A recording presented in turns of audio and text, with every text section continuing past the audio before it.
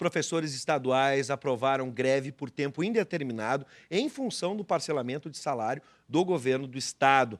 A decisão foi tomada hoje de manhã numa assembleia no centro de Porto Alegre. Depois, um grupo de educadores caminhou até o Palácio Piratini. O CEPERS afirma que não vai recuperar os dias parados até que o governo realize o pagamento total dos vencimentos. A parcela de R$ 350 foi a mais baixa paga aos servidores desde o início do governo Sartori. E é sobre este assunto que nós vamos conversar com a presidente do CEPERS, Helenira Aguiar Schirer, e o presidente da Federação dos Servidores do Rio Grande do Sul, Sérgio Arnaud. Sejam bem-vindos. Situação muito difícil. Você aí de casa, que é professor, que é servidor do Estado, por favor, mande o seu relato, 99588-2374, e a gente vai tentar, então, repassar ou até mesmo alguma questão. Você aí que é cidadão do Rio Grande do Sul, quer tentar entender o que está acontecendo. Os professores decidiram entrar em greve, Helenir. Este é o primeiro setor que deve sentir o reflexo do parcelamento, porque é isso que a gente está querendo entender hoje, né? Vai ter algum reflexo. O servidor, né, por mais boa vontade que tenha, está numa situação muito difícil e a gente tem que entender o que os professores, por exemplo, estão passando. R$ 350, fica difícil começar um mês assim. Por mais que a cesta básica tenha baixado, é difícil. Está bastante difícil a nossa situação. Tivemos a nossa Assembleia hoje, que foi uma das maiores dos últimos tempos. Uma indignação muito grande, muitos mandando recado, porque a gente fez a transmissão ao vivo, que gostariam de estar aqui, mas infelizmente não tem a mínima condição econômica de se afastar. Nós temos um alto índice de professores e funcionários de escola hoje sem R$ 1, porque como vê os descontos do Banrisul, isso quer dizer que zerou e negativou a conta. Nós tínhamos na Assembleia uma professora aposentada com mais de 70 anos, né, desesperada, nos mostrando o extrato bancário com negativo de R$ 151. Isso significa tu não ter o Banricompras para poder, de repente, o teu pão, o teu leite, o teu café da manhã para poder ter na sua mesa. Conversando também de ver professores aposentados, onde o governo paga 350 e nos mostrando uma lista de remédios, em média de R$ 450. Então, assim, é o caos. E nós temos, assim, como nós classificamos o governo depois de 21 meses de parcelamento. Os R$ 350, nós mesmo vivendo numa democracia, uma pseudodemocracia, hoje há uma tortura psicológica no estado do Rio Grande do Sul sendo feita pelo governo do estado. Nós estamos abalados emocionalmente, nós estamos falidos, porque em 21 meses o governo produziu uma dívida para nós de juros sobre todas as nossas dívidas, pela ineficiência da gestão, pela incapacidade do governo do estado em cumprir o mínimo que se poderia esperar de um gestor: pagar os seus funcionários. Bom, esse depoimento é tão importante, me chamou a atenção, porque a gente sabe que às vezes a gente tem disputas ideológicas em todas as categorias, a gente sabe que a unanimidade nunca é a certeza que a gente tem, por exemplo, numa Assembleia, e me chamou a atenção de teres dito que esta foi uma das maiores dos últimos tempos, ou seja, independente de posições ideológicas e formas de pensar, pelo menos a categoria, o CEPERS, está unido, porque a situação é das piores possíveis. É insustentável. É insustentável. E tem uma coisa que é importante, porque quando tentam desqualificar a luta, a primeira coisa que dizem, o CEPERS é o braço do PT, por exemplo. Né? E eu disse, nossa direção, eu tenho muito orgulho de dizer, nós temos professores que não são filiados a partido nenhum, tem professores filiados ao PT, ao PCdoB, ao PDT e ao Partido Progressista. Então, o Partido Progressista, vamos dizer que é base do governo hoje. Sim. Então, a nossa posição, ela tem sido sempre uma posição sindical. No momento que tu partir para a questão ideológica ou partidária, implode a nossa direção. Sim. Então, a gente quer... nós não temos medo de fazer essa discussão, porque eu acho que é um direito de todo cidadão. Agora, saber os espaços, o teu movimento, que é o sindicato que nos guia, é a pauta da nossa categoria. Bom, a situação é tão calamitosa, Sérgio, que eu fico pensando como os outros servidores estão se mobilizando. Outras categorias podem entrar em greve. Olha, nós estamos vivendo um momento tão terrível que as pessoas não têm condições, os nossos colegas não têm condições de sair de casa para ir trabalhar. Hoje, enquanto nós estávamos na Assembleia, desde a manhã até antes, instantes antes de virmos para cá, negociando e tratando e cobrando coisas, porque além de tudo isso o governo quer destruir com a estrutura sindical. Por quê? Porque a estrutura sindical é que pode oferecer esta resistência e fazer a cobrança do governo, porque o professor individualmente não vai conseguir bater na porta do governador e reclamar que não recebeu, ou que não teve a promoção, ou que não teve o vale-refeição. Não, quem faz isso é o sindicato, e sem sindicato não tem quem faça. Então o governo, além de atacar a sociedade gaúcha com o desbaratamento do serviço público, ele ataca os servidores e ataca também os seus sindicatos. Hoje, por exemplo, nós tivemos uma enxurrada, eu estava dizendo isso, que eu estava na Assembleia, mas recebendo as informações de ligações e contatos de servidores querendo saber o que vão fazer, porque não têm condições de se deslocar para trabalhar, muito menos de levar comida ou de deixar comida na sua casa. Agora imagine o seguinte, nós vivemos um caos na segurança pública. Há chance da segurança pública, por exemplo? A segurança tem uma situação toda peculiar, porque ela é militarizada. Claro. Então elas têm a questão da hierarquia. Uhum. E a civil foi proibida agora há pouco tempo. Exatamente. Então é uma situação muito delicada, porém imagine com que ânimo um policial militar vai sair para a rua para expor a sua vida, não tendo deixado nada em casa para sua família comer.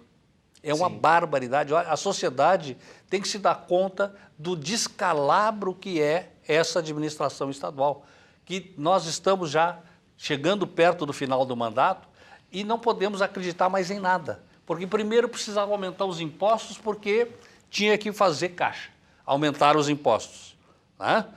Depois tinha que extinguir com as fundações. Pelo contrário, a extinção das fundações vai custar mais caro do que a manutenção das fundações. E agora a desculpa é que tem que fazer a renegociação da dívida. Esse ponto é importante a gente entender a visão de vocês. A gente sempre tem a visão do governo, né, de que é importante renegociar, que não tem como pagar essa dívida. Como vocês estão vendo essa condução dessa negociação com o governo federal? A gente está tentando agora trazer algum tipo de solução. Vamos começar por aí. Elenita. Nós temos essa discussão e ainda hoje nós estamos recordando quando se formou o Movimento Unificado, do qual nós participamos. Foi em fevereiro de 2015, quando o governo Sartori assumiu e começou a crise. Uhum. Né? Nós começamos, então, essas 44 entidades, é muito importante que nós temos informações dos mais variados espaços de governo. O que nós chegamos à conclusão? Primeiro, é bom lembrar, em 96, quando o Brito fez a primeira negociação, e eu gosto sempre de lembrar, para quem esqueceu, o governador Sartori era o líder do governo naquela época. Nós, do sindicato, já fazíamos essa discussão e dizíamos naquele momento, não dá para fazer essa negociação, porque vai levar o Rio Grande do Sul para a insolvência. Bom, 96 para agora, quantos anos depois? 21 anos depois, 21 anos. Né? O que era o líder do governo, novamente, vem com a mesma disposição. Como foi feita? Lá era 9 bi que nós devíamos, fizemos a renegociação. Pagamos com 20. Um juro altíssimos, pagamos mais de 20, hoje devemos 52. Agora, o próprio governo, não é nós, nem a FECERS, nem o MUS, o próprio governo diz que na renegociação a dívida vai passar de 52 para 87. É a insolvência do Estado. E para que isso aconteça, tem que ter algumas garantias, que é vender as nossas estatais. Bom, nós não precisamos ir muito longe, vamos no Rio de Janeiro. Rio de Janeiro não tem mais nada para pagar. Funcionários aposentados, o pagamento, a única coisa que eles estão conseguindo receber é uma sacola econômica, uma cesta básica. Sim. Que não é fornecida pelo governo. Não. Pela população do Rio. 4 meses de salário atrasado e não tem absolutamente mais nada para vender. O que a gente tem dito para o governo? Nós temos 2 questões que a gente coloca. Ceará e Pernambuco também tinham problema de arrecadação, sonegação muito alto. O que fizeram? Chamaram os empresários e disseram, nós vamos baixar o ICMS, mas nós vamos ter um controle rigoroso do imposto. O Ceará, eu sei que aumentou em 300% a arrecadação.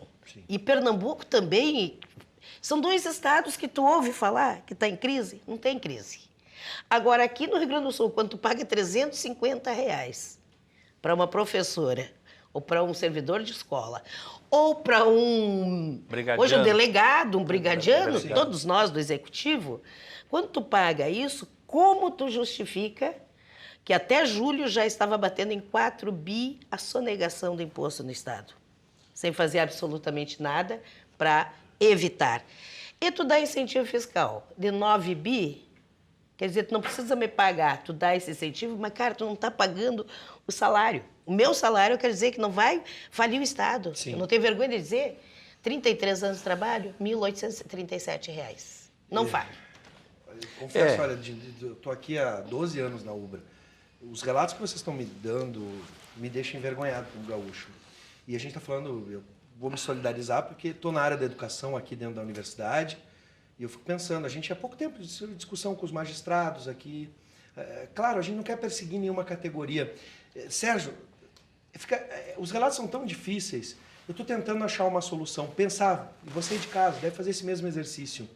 São 344 mil servidores, entre ativos, inativos e pensionistas. Vocês acreditam que tem uma solução? Vamos tentar agora nos unir, já que a gente está todos unidos nessa frente única. Não dá para apontar alguma solução? Eu não vou dizer que seja fácil, não, porque nós temos uma crise nacional em que o atual governo mergulhou o país num processo recessivo muito agudo. Sim. E, evidentemente, as receitas também diminuíram. Só para não deixar passar, a Helenir já apontou alguns caminhos. Exatamente. E complementando o que a Helenir elencou, o governo sempre abriu mão de maximizar a sua receita, ou seja, de aumentar a sua receita. Ele sempre procurou, qual é o discurso? Diminuir a despesa. Mas ele nunca disse para a população que diminuindo a despesa não teria mais brigadiano na rua, não teria mais saúde nos postos, não teria mais medicamento e as escolas estariam caindo aos pedaços, né? Ou pior, me desculpe, com multisseriação, porque hoje está crescendo. Eu, quando entrei no Estado há 33 anos, estava acabando o processo de multisseriação. Para o telespectador entender o que é uma multisseriação. É tu pegar numa mesma sala de aula, botar alunos da primeira, segunda, terceira e quarta série com um professor só. Hoje estamos num absurdo. Tem turmas com 6º, 7º, 8º e 9º anos e com um professor por disciplina. Eu, de português, vou entrar, naqueles 45 minutos, terei que dar aula para 4 turmas. Que é um descalabro. É uma barbaridade. Então, seguindo o mesmo caminho, que essa não é uma discussão, nem uma opinião minha, nem da Helenir, é do conjunto que nós conseguimos reunir, e é um conjunto multidisciplinar, vamos dizer assim, porque reúne entidades desde a segurança pública até o Tribunal de Contas. Então, nós temos todas as informações possíveis. Então, o Estado nunca investiu no aumento da sua receita. Por quê? Porque os grandes conselheiros do Estado, e eu me lamento ter que enunciar aqui, mas um é muito famoso, o Dr. Gerdau, vem tutelando os governos desde a década de 90, não só do Estado, como do país. Sim. Este grande grupo empresarial e esse grande empresário que agora saíram da direção do grupo porque estão envolvidos na Operação Zelotes. Esses são os conselheiros. Então, qual é o conselho deles? Diminuir o tamanho do Estado, também diminuir ou fazer vistas grossas a questão da sonegação fiscal e apostar sempre na isenção, no benefício fiscal. Ora, ser empresário no Brasil hoje, não vou generalizar, mas ser empresário no Brasil pode enriquecer da noite para o dia, sim. Pode usar o BNDES, daí o exemplo do JS, esse aí, JBS. JBF, aí. Quer dizer, saiu de um pequeno frigoríficozinho no interior de Goiás para ser a maior fornecedora de alimentos do mundo, uma das maiores. Quer dizer, então, evidentemente, tudo isso feito com o quê? Com o nosso dinheiro, com o dinheiro que deixa de ser despendido com a sociedade e é despendido para enriquecer uma casta, né, que só depreda o país. Ou seja, enquanto isso, nós não temos saúde, não temos educação, não temos segurança, não temos serviço público. Bom, gente, infelizmente a gente não vai conseguir todas as respostas e as soluções agora, mas esse relato é muito importante para você ir de casa refletir sobre várias coisas. Eu não quero, para finalizar, entrar nessa discussão ideológica de o Estado grande ou o Estado pequeno.